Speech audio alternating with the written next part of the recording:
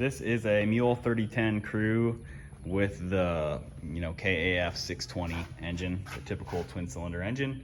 I just wanted to make a quick video to give you guys some tips on diagnosis of poor run and common things that go wrong with these, especially on the crew with some wiring issues, but more common. So this one had come in before with it got the carburetor rebuilt, serviced, it had water and stuff, and tank cleaned, fuel pump, etc. done.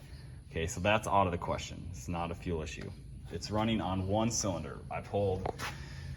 So just to fast forward to help you guys out, what cylinder always dies is the back cylinder. You should have this plug out, it doesn't have spark, okay? What happens is they tuck this down there is your ignition coil, way down there, underneath the engine, no airflow, it gets hot. There's the front one, plenty of airflow, open, does not get hot. Well, it kills the back ignition coil. Okay, so the easiest way to test them is I'll show you on this one because they're the same. So look at the top wire. The top clip is your pulse, okay, and this one is power. So when you're running the vehicle, like I had to have my son run it with the gas on to be able to test it. The bottom one, on both sides, the bottom will have straight power. It'll light your test light up, and when running, this one will have power, but you can see it like flashing. It's pulsing, but it happens fast. So if you have bad eyes, you may not see it, but it pulses and happens fast. That's your top. Same on this one.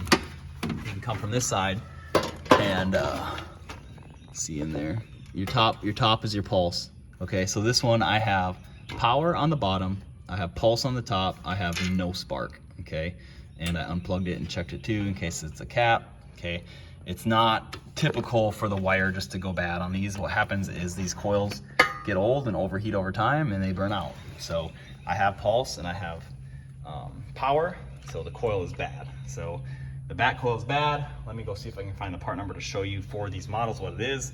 Now I have ran into this before too, with no power to the back, okay? And what happens on these crews is there's a plate. You'll look here underneath here, there's a plate that runs all the way under there. All your wires from your ECU, which is under here, it's like a $500–600 part. All your wires that tell it to brake and pulse to make your spark run underneath this plate all the way back. And what happens is one of those wires will get rubbed and it will ground out and you won't have power to the back. So what I did in the past is when I, figured out which wire provided pulse to the back one, I made a whole new wire all the way from ECU and split it into the coil on the front side of the motor where it joined in. We'll walk over here and get the part number for you for that coil.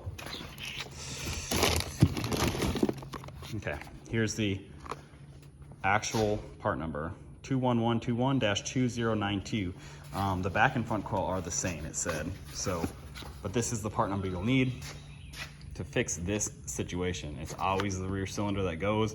I'm not saying it can't happen up front, but that's the way to test it. Your top terminal is your pulse, your bottom's your power. If you have pulse and power, you can pull your line, you can pull your wire and check it and see if you got power coming out, but I haven't ran into that issue yet.